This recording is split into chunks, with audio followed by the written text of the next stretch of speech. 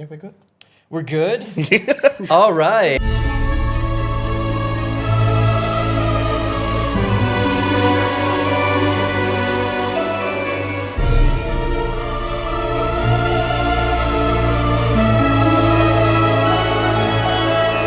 Hello, my name's Kai Chalmers. And I'm Sid. You're watching Talking Shit on Kaypoh. Yes, and we are joined together by some very special guests. We have a very interesting topic today, men's mental health. We have Maurizio Rossini, founder of My Masterman, which is a circle dedicated to the growth, spiritual well-being, and the general goodness of men here in Malaysia and beyond. And next to Mari, or Maurizio, we'll call him Mari for the podcast, we have Jeremy Teo, good friend, ex-Red FM DJ, MC, and voice artiste. Also a purveyor and enjoyer of most things coffee, I believe. This guy is obsessed with coffee. It's highly accurate. So here we are. We're here to talk about men's mental health. Like, men's mental health, is it even real? I think this whole thing about mental health, not specifically for men or women, the whole idea of this mental health sort of started, say, somewhere around 2016. I think at least in this country. Specifically 2016? Yeah. For me, as fair far as I enough. remember, especially in this country, I don't think so. We've had that much of conversation, or we've opened up to talking about it and whatnot. So it became a thing in the West, and then suddenly everybody was talking about mental health, and everybody is making a movie about mental health, and then there's a lot more talk and awareness. Funnily, because it's not that we've never had issues before 2016. No, of course not. This has always been an issue. But I think 2016 onwards, for me, people saw this as like, if you're suffering, if you're going through a problem, then they'll be like, oh, you talk to a therapist or a counselor, whatever. Before that, the ideal situation is for you to be admitted in a psychiatrist ward. Yeah, I mean, because then you'll be deemed as crazy. I mean, maybe closer to 100 years ago is like get put in an institute and maybe cut off a part of your brain, right? Electroshock therapy to and deal with your emotions, right? Oh gosh. Obviously, things have changed, but even so, everyone, like you said, Sid, is talking about mental health. People will it's always at the tip of someone's tongue, whether it's an interview or people are talking about stuff. But when we actually go deeper, the realm of men's mental health is like, it's barely even there. It's barely even in the conversation, I will say.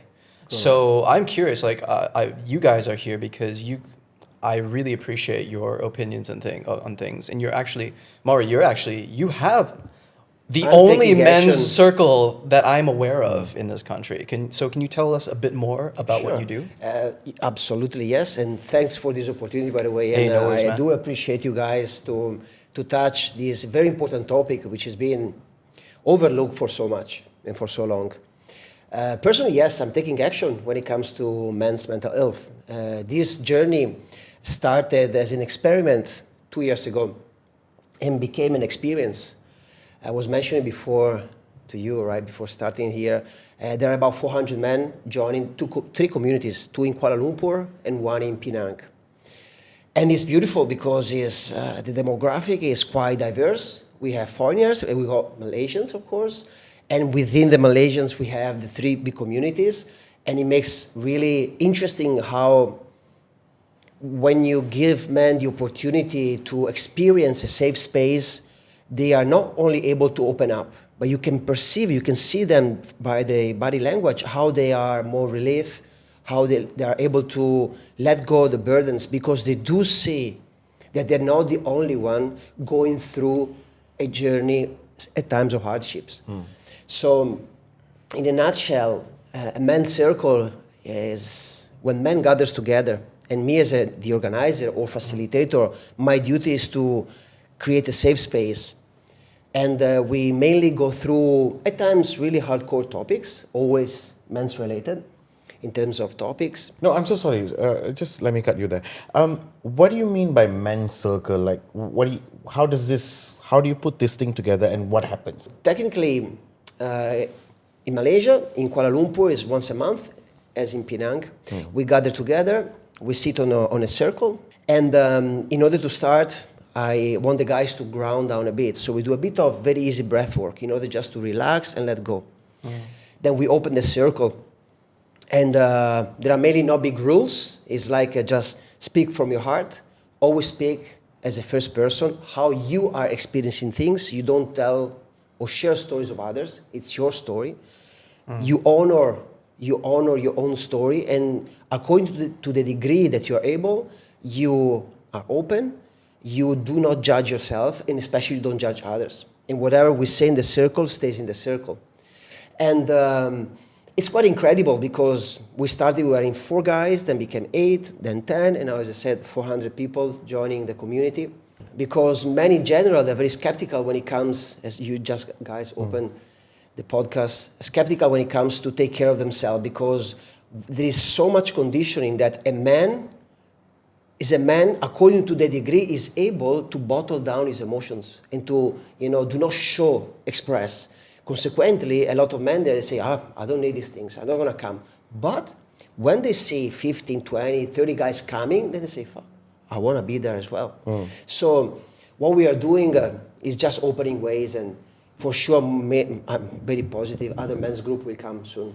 The only way a man is used to respond to suffering, to pain, is most likely having a beer, watching a porn, overworking out, overeating, overworking, or looking for validation.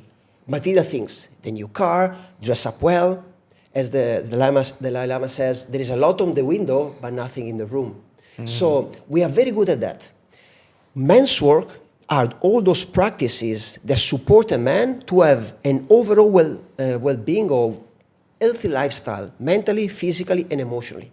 When it comes to emotions, example, during the men's circles, we teach, we share, we preach self-love. And when you talk to a man about self-love, immediately they get rigid. Wow, self-love, that's for girly stuff.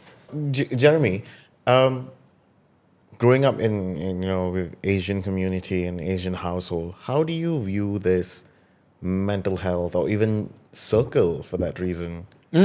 I think it's great. I mean, like, for the longest time, I've always, like, if anybody asks me, and you've asked most guys, right? And like girlfriends or wives, partners will tell you this. Like, my boyfriend is either okay or angry. Like, men generally, as a baseline, they're either okay, like, how are you feeling? I'm okay, or they're angry. So what happens is a man's like emotional internal world is very lonely. We were always struggling to do our own thing, always trying to have to, like, work or find money or take care of things. And it does feel like a very lonely journey, because even if you do have a partner, the responsibility always feels like it falls upon you. But what I think really, really helps is the development of, like, the language of your emotions. See, most guys, the way I've seen them, and myself as well, I think at certain points, is like, you handle all your emotions with anger, or like, I'm frustrated, I'm angry, I'm sad, I'm angry. You know what I mean? Whatever you feel, it comes out as anger. And so it becomes very tricky to navigate. And I think in an Asian household, most of us, if we deal with parents who may not be so aware of their own internal language of emotions, then they also will teach us that, because the nuances aren't so clear. And the mental health work, I think a big part of it has to do with understanding that our emotions is a full spectrum. There are many nuances, many arrays, and you do not have to respond with all your feelings in just one way. And being open and aware of that is very important, I think. You mentioned emotional loneliness for a lot of men, and that's so true, because I think, Mario, you were talking about, women, more or less, it's more of a natural instinct to already do the work. They hang out with friends and they talk about things. Women have their own confidants, and men, we have our brothers and confidants, but we don't emotionally articulate in the same way that women do. That might be helpful to just kind of clear the slate or emotionally regulate. So I'm curious with you guys, how do you guys emotionally regulate and deal with that emotional loneliness? Honestly, when you said earlier, like, women, they've been doing such a good job at it, it really is, to me, a development of skill. as with all things, being able to handle your own mental health and your emotions and all of that, it's like a skill. It's like learning to paint or build a house or learning to play the guitar. It's just the work is done internally. So I have lots of conversations with women sometimes. Actually, I think that's it's great. It's a great. great place Yeah. to, like, because you go out and they ask you the questions that you may not even think about. Like, well, how does this make you feel? And then you And go you're like, like, and your okay. instinct's like, I'm all right. Yeah. But if you stop and you think about it, Yes. maybe I'm not really all right. But what is it? What is underlying? And that's very important work that you have to do. It's very uncomfortable work if you're not used to it. Yeah. But it is absolutely necessary if you want to begin to even just navigate handling your own emotions. Right. Because you can't handle what you don't know you're feeling. And more often than not, you think a lot of men, from my experience, when I have conversations, they just react a certain way, almost instinctively, reactively, out of fear or anger or frustration. But they don't go deeper as to why. Why am I afraid? What is the reason? Yes. Those are all very important questions that are very uncomfortable because it's so easy to deal with just like, I'm just going to go and like play video games for the next 6 hours. I'm not going to think about anything. Yeah. And while that could be a good kind of like temporary coping mechanism to loosen the edge of the initial impact of whatever you're feeling, it's not a solution. You eventually have to go back into it and figure out, what am I going to do? How am I going to make this better in the long run? How can I adjust so I never have to, or I don't have to encounter this situation in this particular way? Or how can I handle it in the future? And men, I think, are great when it comes to like, I was playing a video game earlier on and I got shot in like around this corner, right? How do I never get shot again in this place? Or you're talking about like boxing, for example. You get into like, if you're into mixed combat sports, okay, I have a tendency of dropping my right when I throw it. I gotta keep it up. They're very good at that when it's very obvious in a space that they're aware of. But the emotional space, because sometimes they're a bit uncomfortable and maybe a little bit not so understanding that it's actually just a similar skill that you can develop, they neglect it because the physical pain you can get. The emotional pain sometimes is a lot harder to handle for a dude. So they're a lot more uncomfortable to touching that live wire sometimes, I think. Right. Before I get to Mari, it's interesting you bring that because this is something I noticed, like an example of when like, for example, I'll give a situation where a guy gets into a new relationship and he's not been in a relationship for a while. And the language that, if he has close women friends and close men friends, it's very different. Because women might go, oh, congratulations, that's so great. But then they may pull you aside and be like, that's so nice. I'm so glad you found someone who loves you the way we do and who really appreciates your qualities the way that I enjoy your qualities and yada yada. Whereas with guys, it's like if he breaks the news to his guy friend, he's like, hey, nice. Or it's like, I guess we won't see you in a while, right?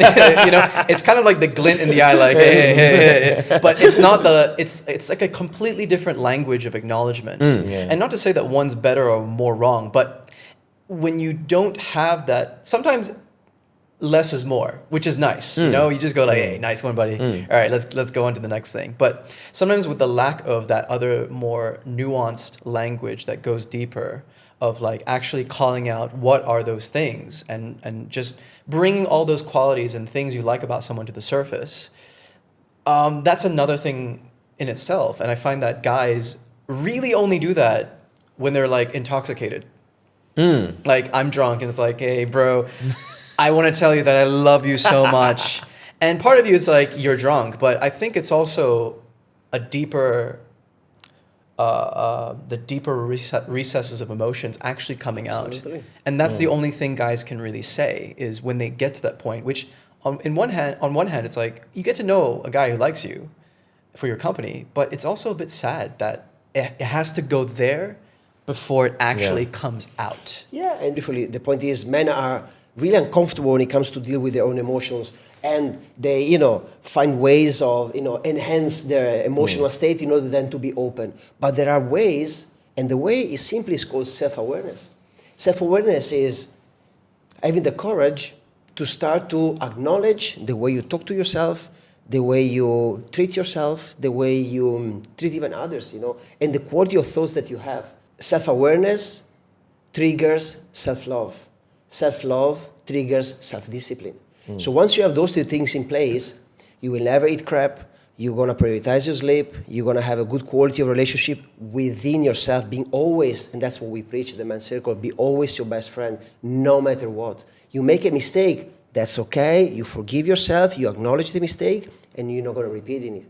But most of the time, I'll invite you for the next week, if you feel, just pay attention on the way you talk to yourself.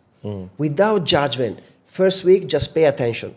After 1 week, we all realize how mean we are with ourselves. So the next stage is awareness. Awareness supports us to detach from an emotion, detach from a thoughts, and you see from a different perspective.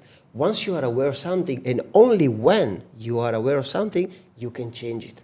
And then the stage is awareness. Okay, then I'm going to reframe the way I talk to myself, the way I talk to my mother, to my brother, to my girlfriend, to my friends. So you ask me something, how do I deal, with my emotion? Yes, how do you regulate and things like that? Yeah, thank you. I was quite lucky because genetically, I've been always very keen to be vulnerable because I've seen vulnerability. Okay. But Maury, is it also because where you grew up from or your family allowed it, or was it like, you feel like it was a patriarchal Good background? question, yours. And I thought, I was asking myself, to be honest, I don't think my parents, very cool people, but I don't think it was like a place to be hyper vulnerable. But I would say, yeah, they were accepting it. They were not that severe. But I believe it's a bit of, everybody has a kind of a gift in life. So myself, very simple, if I should summarize, my life is curiosity. Consequently, curiosity leads to self-improvement, to put yourself out. And in order to get out of your comfort zone, you must be vulnerable because you have to be brutally honest with yourself and with the people that you trust. Hey, brother, hey, sister, I'm struggling, to deal with my emotions. And how you do that? So I always been vulnerable. I was lucky enough to have a lot of mentors that along the way, many of them women, they taught me how to process my emotion, how to deal with them. I had times that I had my ways of numb myself, and then I get out of that. But yes, I would say vulnerability must be done with the right people at the right time and with an action plan. Because vulnerability itself doesn't serve nothing beside being aware, but having an action plan Makes the difference. Oh yeah, especially when it comes to men. Of course, mentors are very personal and they come at the right time and place. When you are also at the right time, right place, or Yeah. if you're just lucky, would you say as a man it's important to have just as many female mentors as male mentors, a good mix, or should there be a sort of a lean towards something? I mean, it's very nuanced, obviously, and it's very circumstantial. But given your unique experience would you say you had more female mentors in your life than male? Wow. I would say absolutely. Men need to be along with like-minded brothers. Very important. The community, when it comes to mentorship, is important. I do not neglect the fact that a mentor is a mentor. It's not gender-based. No, of Because course. wisdom is wisdom, has no sex. So most of my girlfriends have been always women with big personality, and I consider them girlfriends, friends, and mentors because they were giving me, from a woman perspective, different angles in life, which I still carry on with me. It's not like, has no gender. A mentor has no gender, actually, to reply to your question. I would say Fair a mentor enough. is a mentor. Right. Now, I have a question for all three of you. How easy it is to be vulnerable in 2024? Because I asked this question because I was in a 5-year relationship with this girl. And then, like now how people are endorsing that it's okay for men to cry and you can cry in your relationship or be vulnerable as you are, whatever, right? Then I remember we had this one massive fight and then I cried. Then because you're so used to now people telling that you should cry, it's okay for you to, be yourself. But But, and I cried, and this was used against me. And what she said was, look at you crying like a pussy. Wow. Okay? So at that point, I just, oh, shit. So people were right. You're not supposed to cry because if you do, and this happens.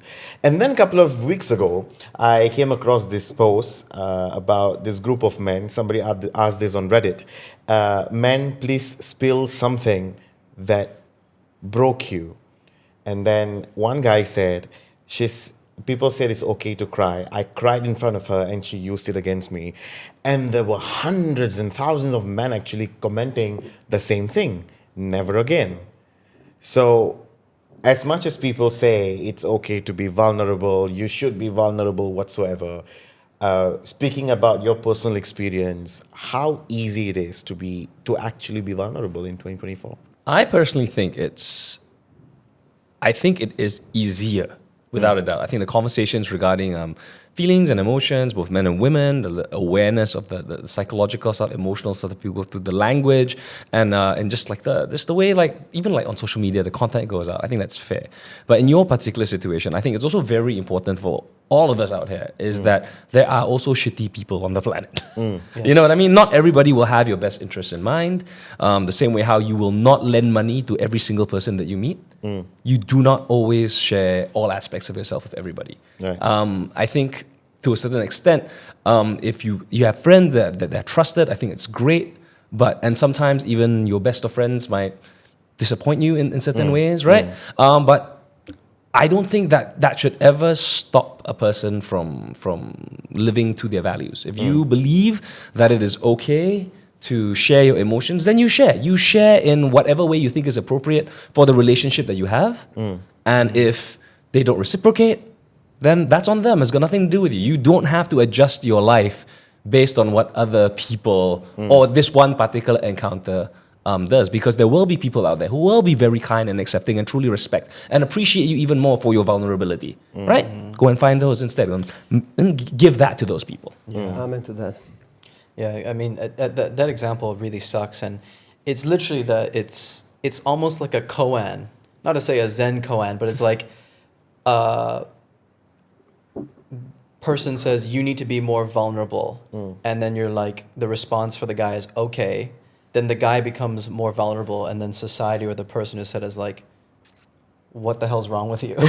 You know, it's such a sad paradigm that then makes men retreat and turtle up. You know, I'm not saying that's you or any of the other guys out there, but it can really shatter. You know, the fact is a lot of men struggle to open up already, and so it just takes one blow to completely and sometimes horribly turn a guy into someone who just either hates women or just takes it out on other people or completely never opens up again, which is really sad and unfortunate. And it's tough because sometimes when you're in the thick of things, you think the person you're with who has been very good to you is someone you can open up to. But even, like you said, the best of friends and the best of lovers and people can sometimes disappoint us. And maybe it's important to remember that maybe they need to, in some ways, be forgiven and to just be gentle. But I think most important, like what Mario was saying, we need to have that self-love first. Because even though it's super painful, we have to have that foundation there, because that is the only 100% guarantee we can give to ourselves, because we can't be in charge of how other people will react to us, even if we know them very well. People are very strange, interesting creatures who will say one thing, but then their heart completely does another thing. But I think, like Maury said, we have to give that space first for ourselves. And what Jeremy said, like we have to pick and choose as best as we can the right people to open up to. And the places, like even sometimes I would say a stranger is better to open up to than someone who's known you for decades, you know, like a men's circle who are there for the same work, to be vulnerable. That is a good place to start. But unfortunately, for a lot of guys, we open up most to our partners, and sometimes those partners have their own pain, and they are not sure of what they want, and they're not sure what their needs are, and it becomes a 360, and it hurts us. Yeah, I mean, it's really interesting. I mean, if we were to translate that situation you spoke of where men said never again revealing the emotions. But if you were an actor and you went for an audition and you got a rejection, you never say never again, would you? You try again. Or if you got into a fight, or I mean, like, you know, you do mixed martial arts and you got knocked out, you're like, no, I'm gonna try again. Right. So I think that's where I says, like, it's got to do sometimes with just like reformulating it a little bit in your head, like reprogramming it, being like going like, you know what, I'm gonna try until it works, because I believe in this. If you believe in yourself as a actor in that sense, you will try and you're going to keep going, right? Same with anything. You've heard so many stories of entrepreneurs in more practical, tangible situations where they start a business and they have setback after setback, but they keep trying. So I think on an emotional level, we also need to have a little bit more of that, where we keep trying. We be vulnerable with people, and if it doesn't work out, that shouldn't stop us, because we believe it is the way to do it. You know what I mean? Now, coming back to this circle, I'm actually very interested. Now, when you started here in Malaysia, you said about 2 years ago, right? How's the reception from the people, the Malaysians? Because of course, these men, they might, I'm assuming they have not gone through something like this in their life, and this might be their first experience. So how is it for you to have them in that room, and how do you break them, or how did they break that mold? How did that happen, especially with Malaysian men? Well, at the beginning, I literally started through my network, inviting, and I was quite... So these are just random people that you know, and you invite and suggest... Yeah, I started that way. But then, when I think the first we were like 8, 9, and the guys join and say, wow, this is very powerful. And then they start to talk to other people, And then I'm lucky, even though I'm foreigner, I would say I have a quite good network in KL, Malaysia. So I know many people, and I would say I have a good reputation as well. So people trust me, let's say, and so they give themselves the opportunity to come. And usually, when a man comes, wow, most of the time he stays, because again, we like to invite you so you can really experience what I'm saying. It's so unique. The experience is so liberating. It's so empowering. It's so healing that it's hard to say no. The committee is very little at the end of the day. It's once a month. But the community we have, the WhatsApp group, is really active. A guy can say, for example, hey, guys, I was vulnerable with my girlfriend. This is what happened. So other guys intervene, say, like, look, I dealt in this way with her. And other ones say, I'm in the same position. So there is a lot of debate within. Very simply, just to give an example, how powerful is the community. Mo Zidane, Egyptian, used to live in KL, part of the men's circle, moved back with his wife in Romania, then he divorced. He was going through a very hardcore time. Nobody knew about him, nothing. One day, it was March this year, he posted in the group, in the Sacred Men's Circle group, guys, I attempt twice to kill myself, I'm very desperate.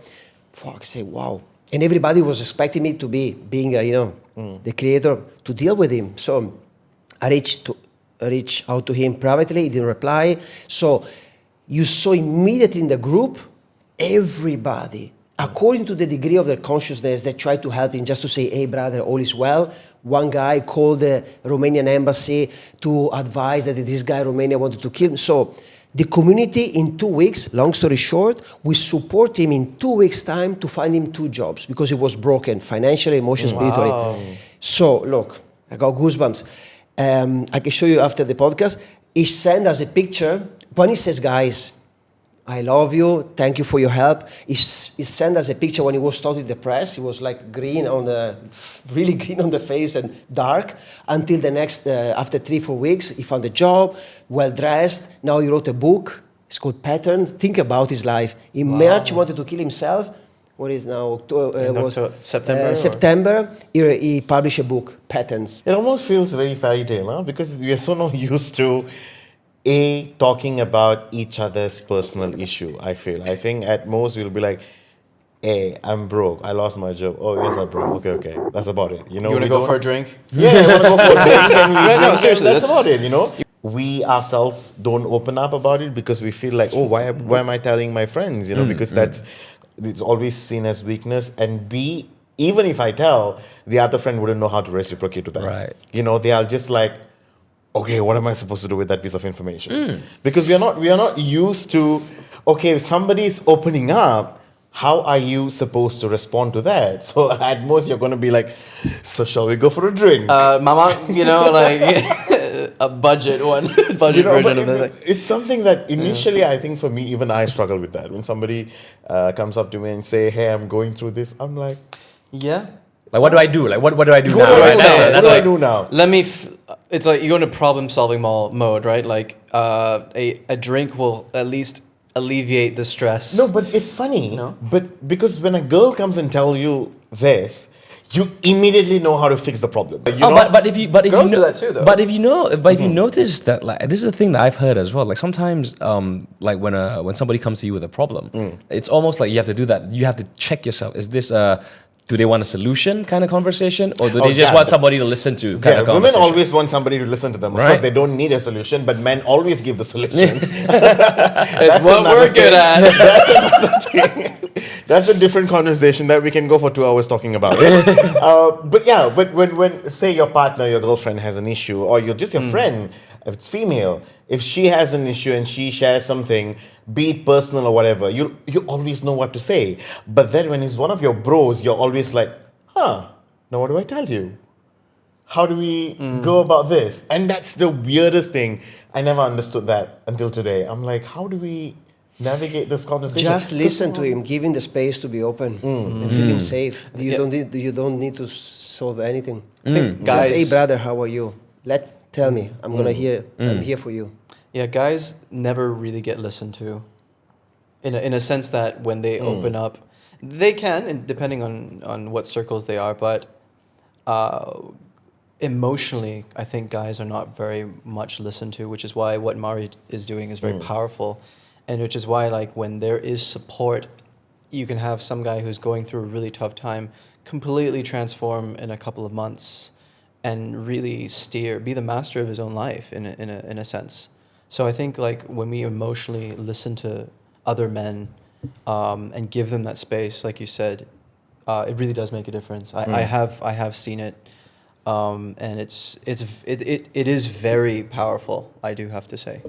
The thing is, though, in this country, it's a bit different. The dynamic is a bit different, and the time and places for that are a little bit hard to gauge, or sometimes they're just not there at all. So where do you think it should start for us to get used to the idea?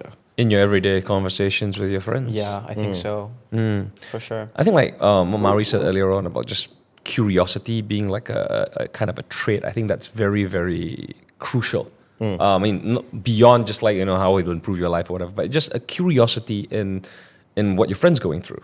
Like, no judgment, just let's ask. Like, how does it make you feel? What's going on? What's happening? And the art of listening without attempting to impose a solution or formulating your ideas on how you can help fix a thing that he's going through, that is almost like an automated process sometimes, but we gotta like find a way to just genuinely ask to know and then let it out and then maybe see if he or she will require a little bit more of like, do you need a solution? But we have to gauge that on a case by case basis, but mostly curiosity, man. I think that's the way to go. Just ask, like, what's been going on, how things, and the art of asking as well. I think that is the skill. That is the a skill. art of actually asking. Right, like with certain guys, like when it comes to matters or like relationships, easiest thing, right? Like a guy getting into a relationship with a girl is probably one of the biggest things a guy can, aside from a job or like. And you ask the good dude, like, how does it make you feel? He's like, yeah, it's all right.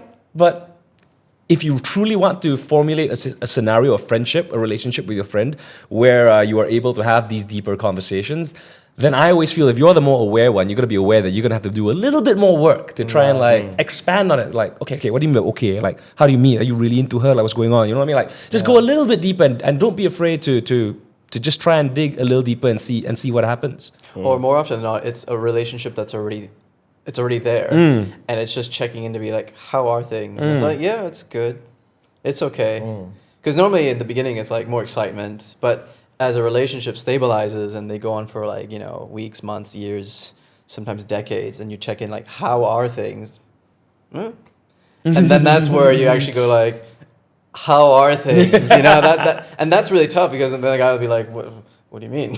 Or it's like, I don't have to tell you, or sometimes they do open up, and when it opens, sometimes it actually one thing I really wanted to ask you guys was, so we talked about like men's circles and stuff, but you know, there's the other venture of emotionally healing and working through our problems, and it's therapy. So what do you guys actually think about therapy, and does it suck for guys? As you know, I'm a men's coach, so I do coach men or mentor men. It's a different approach. It's not therapy. So number one, men generally, as you said before, they have this syndrome of lone wolf, and I got everything in place, and they're the one that even a friend is a doctor. Actually, this doctor joins the men's circle, says, Maori, the man comes and they take action for their own health only when the blood test is really so fucked up. They wait until the very last moment. Think about for the mental health. They just wait, and when they're really into depression, they say, oh, wait. When shit hits the fan, basically. When the shit is the fan. If not, they don't do any kind of, it's the same story, just push it until, you're going to crash it. At times, it happened that sometime a couple of guys came to the men's circle and they were in needs of a therapist. So I'm humble enough to say, brother, I suggest to go to the therapist. It's interesting, the therapist sent me guys to come. It's a both-way, two-way street. Yeah, because the therapist knows the power of being in a community. Yes. They do therapy with a therapist and then they come to the men's circle. So that helps a lot. What about you, Jeremy? Like, what are your experiences with... I have you've done any. never done therapy, but I'm all for it. You're all for it. I'm all for it. I think there are obviously systems in place for people who feel like they need help. Some people may not necessarily have the benefit of having a community that they have access to, or maybe haven't discovered a community, and just having like something like a therapist or access to a therapist could help relieve some of that pressure. Open up conversations. It's a space that you're able to say whatever you want to say, or have to get off your chest, and maybe even and get help. But I also used to be a psych major in uni, so I'm all for that. Fair enough. So basically, what you're saying is Magic the Gathering is your therapy, is right? The card game. Oh. Okay. Another interesting thing, right? Today, of course, there's a lot more conversation about men's circle and therapy and finding for community to talk about. This is not because there's another type of men's circle that exists where they don't talk about each other's feelings, but they just talk about each other's goals and aspiration and how we have to be better in life and whatnot. But they don't do this personal sharing or anything intimate or whatever, right? And it's a bit more alpha, if I can put it that way. That also that circle does exist at the same time, where they like avoid women, avoid meat, avoid this. Is this like that Bali thing? You guys got that ad? Yes. It's a men's thing in Bali where you eat meat, you work out, you ice bath, and there's no women. It's becoming a lot more famous. Yeah, it's becoming a lot more famous. And then the comments are fucking hilarious because we're like, "Do you guys provide condoms?" What if I drop the soap too many times? That's a circle that also exists where they don't talk about intimate stuff, because then that circle is like, oh, we are teaching men to be men again, where you focus about just your career and build yourself and build your goals and whatnot, where they don't do this anything because they see talking about your mental state or emotional state is weak, right? Really? They specifically? Yeah. Oh, okay. Interesting. So when you run a circle where everybody is sitting there talking about, listen, I'm going through a divorce, heartbreak, problem, whatever, a lot more intimate stuff, how do you sort of combat with that idea of group of men saying that, bro, is that what you're really doing? Is that man enough? Because I'm sure that especially in Malaysia, where I feel like racially, every single race, the predominant race in this country are very patriarchal. We are always told to be very quiet about what we feel, especially the men. Then now there's a circle that's talking about it. So is there any backlash, or do people view you like, really, is that what you're doing? That sounds like you're building a community of weak men. It's a legit question, and so far, no, actually. Look, we got CEOs, people coming, literally couple of millionaires guys. One is a British guy, is a trader. Another one is German. Anyway, we have hyper successful people. They simply are much aware that to be the best version of themselves is not. It's a very old school thinking, this one of being weak. Look, while I'm very fascinated by the quality of the conversation we are having, and while I was watching you, I say, wow, fuck, these guys, I love the way, the angle you have, and we are just at the beginning. What I'm saying is this. Seth says 2016, people start to talk about mental health, right? So what is, not even 10 years ago, 8 years ago, right? Yeah. So what we are doing, believe it or not, in this podcast, it's simply contributing to people, to the audience. Some of them will reject the idea of men's circle. Some will say, wow, interesting. Some of them will resonate with what you said. What we are doing is to trigger people to think. Again, I can't control other people. I don't give a shit what I say because I know that what I'm doing comes from a space of love, and I can see that men are enjoying it. And even more, I'm preparing a program for younger ones, 6 years of age, 7 years of age. I already have a couple of places that are interested, rite of passage to manhood. Women, they have a period, and a girl becomes a woman. And men, well, you're 18, maybe you can get a tattoo, you can vote. There is not a rite of passage to manhood. I think every culture creates a different passage through Look, manhood, right? Americans, The ones that shove their hand in the ants, Yeah. and you have to deal with the pain, like it's the pain threshold. It's about Sorry, that. what? Yeah, there are tribes that have men have like these tribal. I remember watching it on like a National Geographic ages ago, where like there are different ancient or like what do we call it? I don't want to say primitive, but they're tribal societies. There we go, and they develop their own rites of passage. And for like some of them, it is a pain threshold. Where you like a bunch of kids, the child puts his arm in a bullet ant or like a tree stump full of bullet ants, and they just bite and gnaw on his skin, and he has to just deal with it. So there are all these sorts of rites of passages.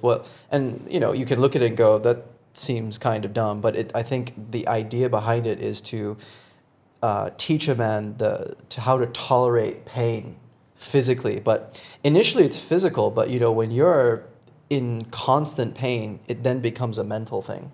So I think that was their idea of how to acclimatize men to deal with pain physically. Listen, and then in later Indian on. family, they'll just traumatize you with family. Oh, right, yeah. That's how we deal with pain. But I'm curious. I think we were having a talk about this early on, and I'm actually quite curious. Is of the Malaysian races you have attending your men's circle, which ones are the most resistant to the work, or the ones that are like literally like a turtle? I don't like to generalize, but according to the numbers and my experience, again, that's the experience here, I would say the Indian guys are quite open to do the proper hardcore inner work. At times, the Malay brothers, due to maybe to religion situations, they're more like afraid of, Even though we got brothers Muslim coming and they are doing very well, super active. And in the Chinese community as well, due to the hardcore education. But again, there were French, Spanish, still in the same position, like, a lot of resistance, a lot of difficulty to open up. So I won't put it, I just see men, without a race behind. So the culture doesn't play too much of a No, it part. does. It does. It does, okay. No, I think it's Their also in religion the sense especially. that, because see, the circle thing is very new for us. Yes, it's been there, but it's That not is been true. out and open and everybody has access to it. It's still very new for us. So to a large extent, there are also some people questioning it. Is that a cult? Is that a cult? Because then you have a group of people sitting in a circle talking about stuff.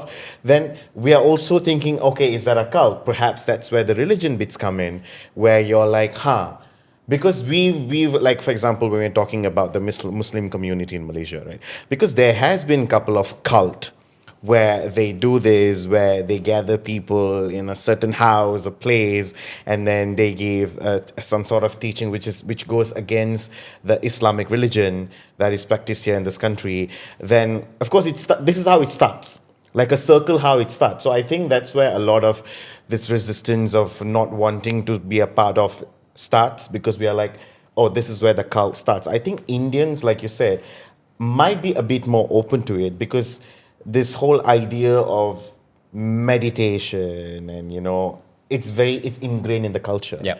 It's very ingrained in the religion. I think Buddhists would also be very open to trying it because Fair it's enough. so sitting and this inner work, healing, or I think in Buddhism or being in Hinduism, right? This idea of energy, the idea of elements, the idea of inner peace and third eye and all that is very familiar. So I feel like that's why they will be a bit more open compared to the other races or religion. I feel solar. I think that's fair. I think that's a very That's good. fair. No, I have a question for Jeremy. What is it? Yeah. So Jeremy, now at your space, right, when you hang out with your bros and whatnot, how do you navigate this conversation about this whole mental health? Is there a conversation at all that is there a community support without having to go to circle?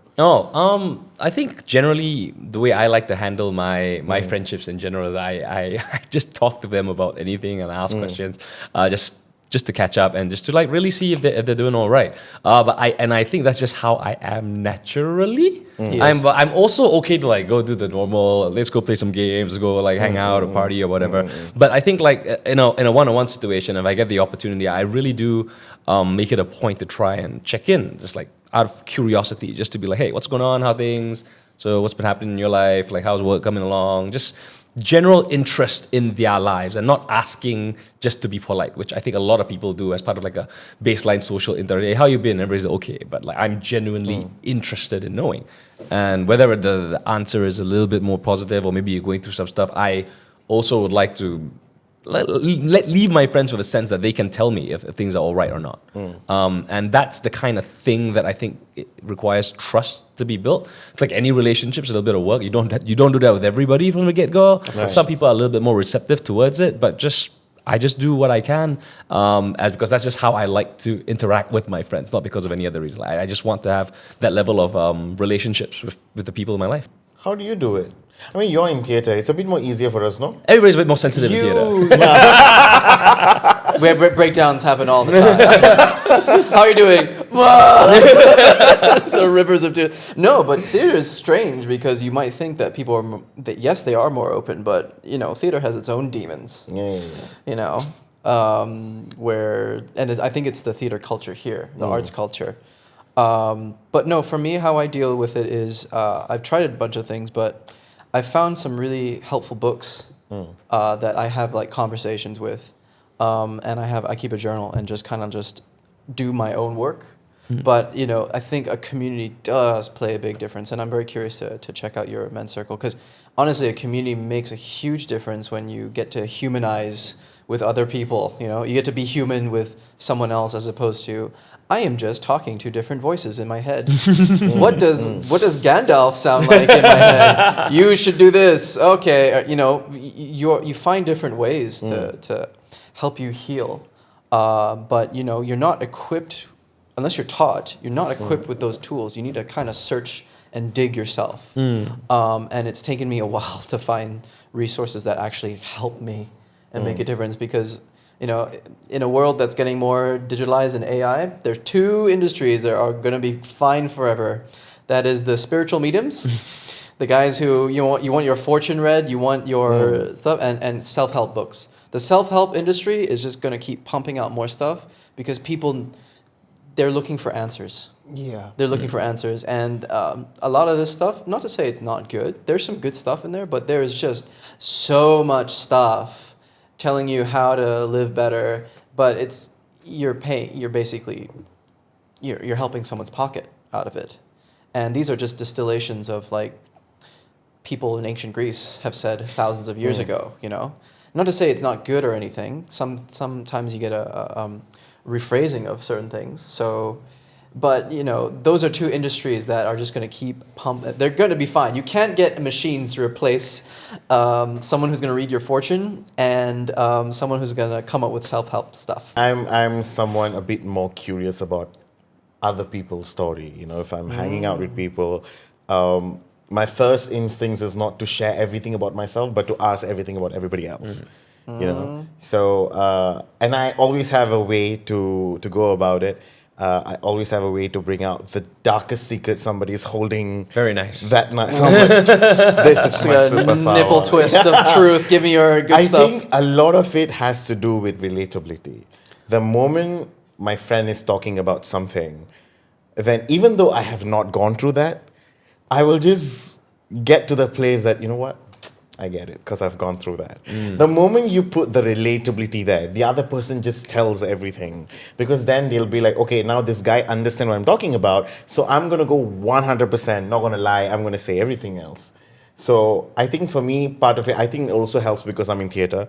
Then I naturally act in front of them. Oh my God, I've also gone through this alcohol problem and whatnot shit. Even though I don't drink that much. I'm like, yeah. I also have like abuse alcohol and all that. And then you see the other person, casually just saying what they have been holding. Because sometimes I feel like a lot of these things has to do with them not wanting to share because they feel like, am I oversharing? Am I putting a lot of, because now there's another term, trauma dumping. Yes. So people feel like if I'm going to share a lot of my story, am I going to dump my trauma on you? So a lot of people are very conscious about that, which is why I feel like half of them don't speak about their experience and whatever they go through unless you really open up the door and say, dump as much as you want. Okay. But that's fine. But Maury, I just want to ask this question. Do we need to have a problem to come to the circle? No, absolutely not, because actually the circle is a community again. We do cheer the success. We do cheer, everything, because we are beings of light and darkness. If we just avoid to acknowledge darkness, which is pain and suffering, we say before, that's why in the tribes they do, rite of passage, having, dealing with pain, is where the trouble comes. So all ways that we mentioned already of numbing ourselves is simply not to deal with the pain. But once the courage, the real courage is to embrace the darkness and the light and simply acknowledge both of them. And again, awareness allows you to say, okay, that's the darkness, that's the light. Where do I want to place myself? How I want to deal with them? But if you don't have awareness and the darkness comes, the first things you do, you get scared. How can I get rid out of it? Pills, medicine, drugs, alcohol, porn, you name it. You hear this a lot where people go on about you can only change or control things within your means, within your circle, right? But let's take into the context of, I'm not really sure so much about this country, but I can say this about, for example, the United States, in terms of a system that is increasingly showing that it does not care about the people who live in it. So what do I mean by that? Good governance means there is affordable housing, or there is food. The amenities are working, and they're designed to support the people. But people who are going through a lot of mental health crises, especially in the U.S., where money is not going to amenities, but it's going into billion-dollar stimulus packages to Ukraine or even like Israel, for example, billions, but it's not being spent on its own people as much, or it's framed in a way where it's like we need these supplies, we need these systems to work. Why is healthcare so unaffordable? And I'm picking the U.S. as an example because I'm half American. So my question is basically in systems, and you can see this across the majority of governments, prices go up, inflation is a thing. There's a lot more short fuses going off. People in power bicker over the smallest of things. And yeah, it's maybe a theatrical thing. But as much as we can control what's in our sphere, in systems and the larger extent the world, that is becoming, in a weird sense, more uncaring and more difficult to live in.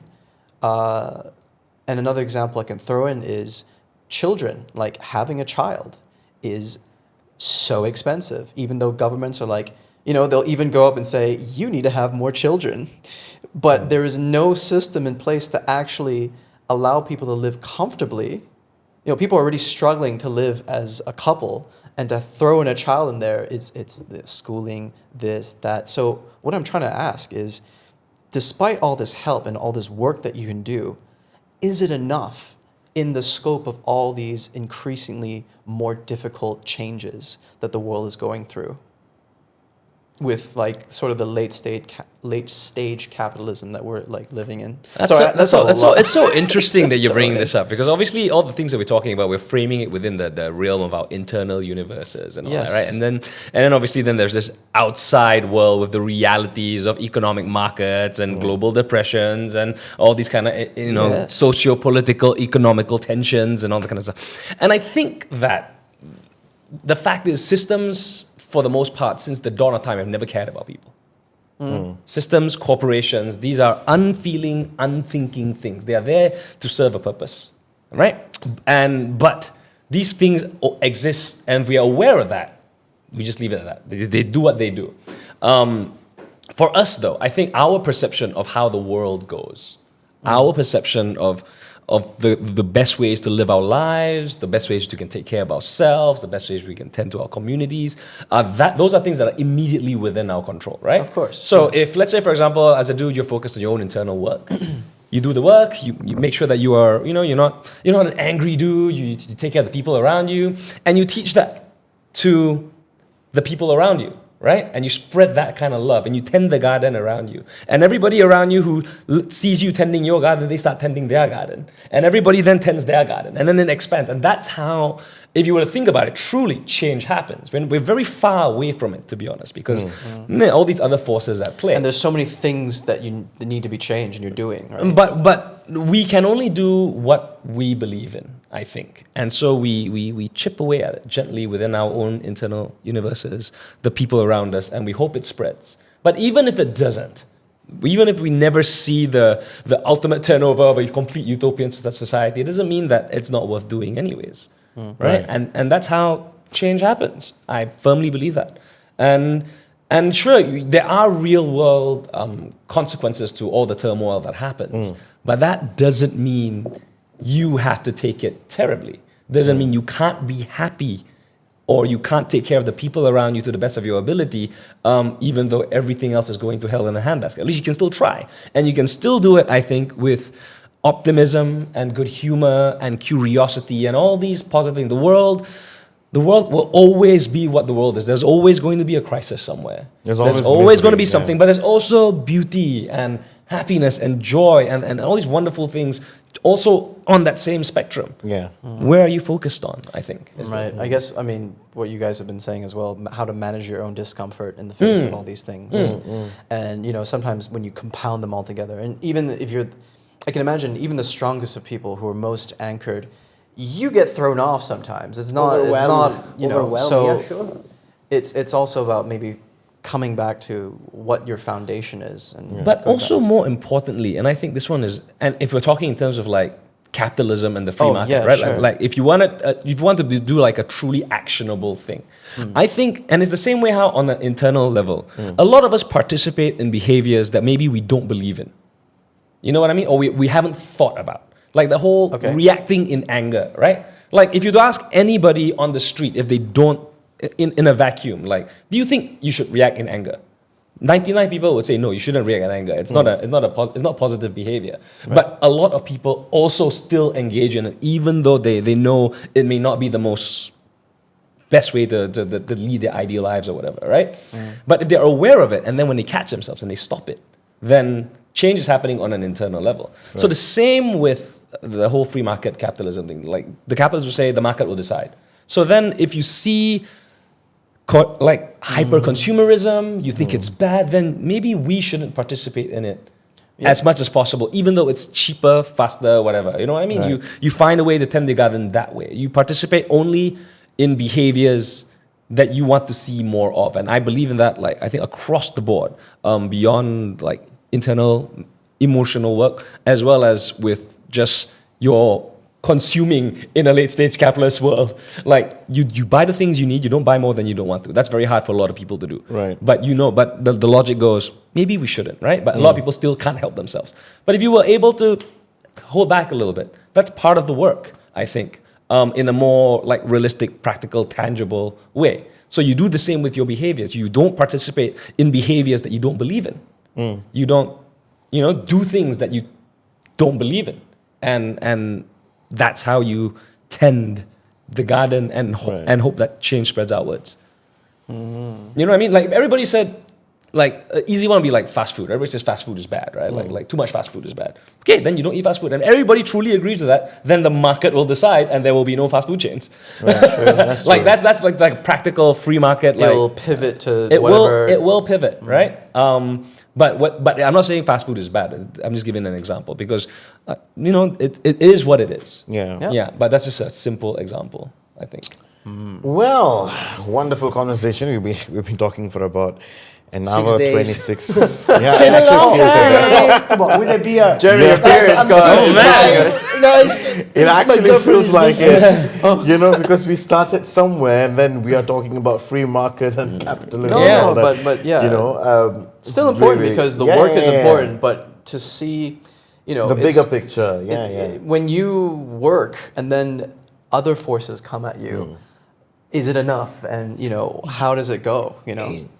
I believe it's more than enough because again, you don't rely on whatever happens around you because whatever happens, you will be in a position to manage it and manage yourself. Yeah, that's fair. That's fair. That's a fair answer. Like we cannot wait for the world to change for us to seek help or to Yeah. work on ourselves. Like you say, happens. So you just do what you're supposed to do. I don't think so. We should just take a moment to sit and say, I will do about it something when the world becomes a better place, and everything turns beautiful.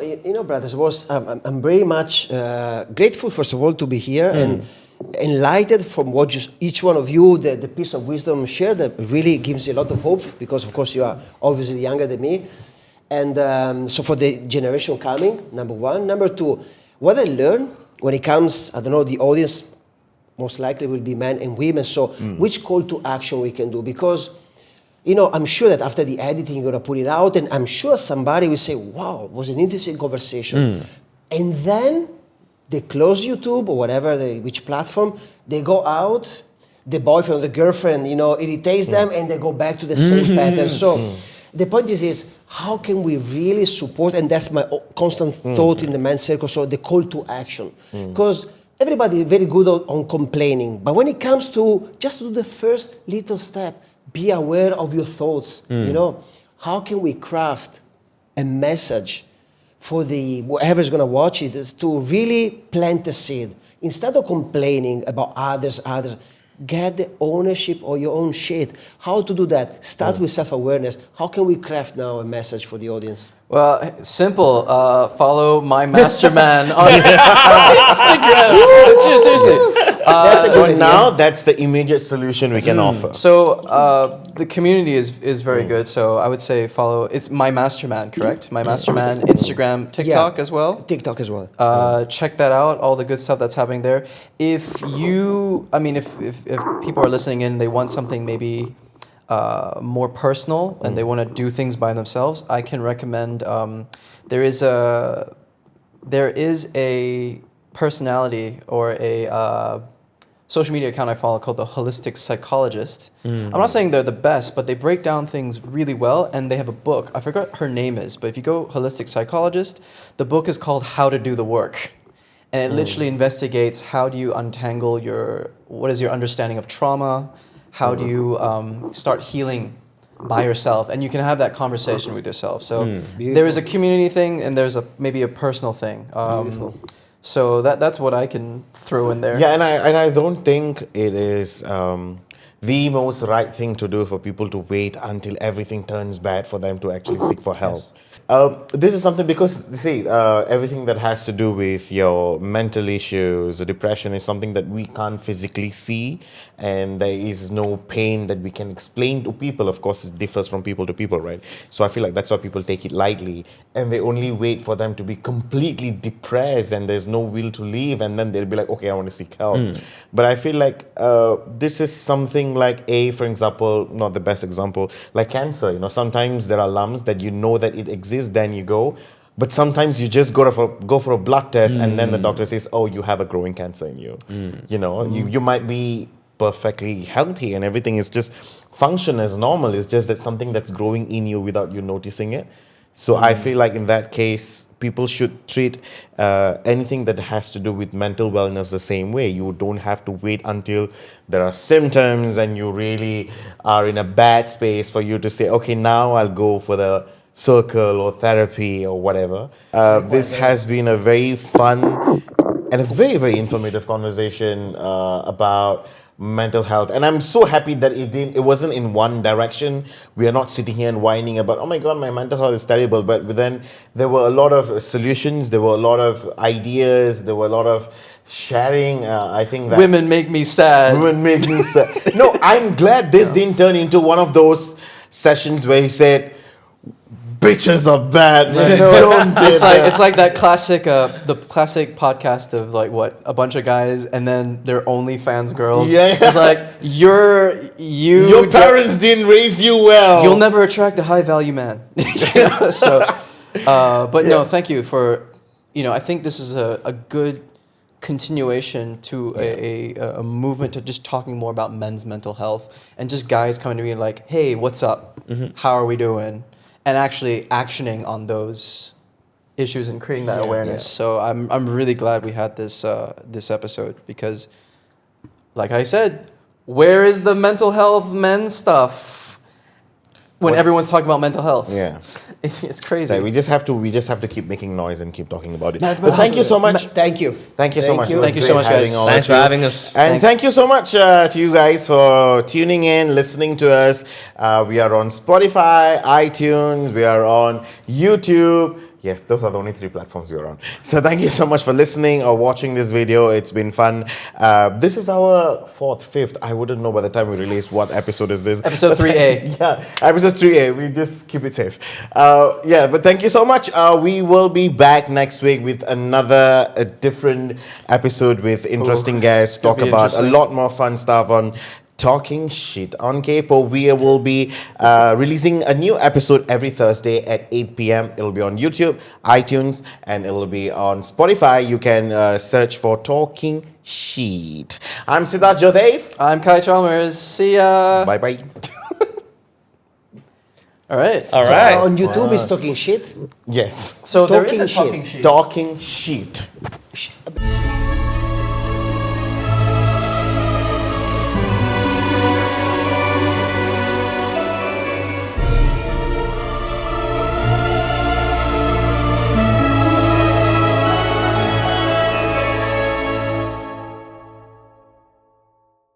Kaypoh!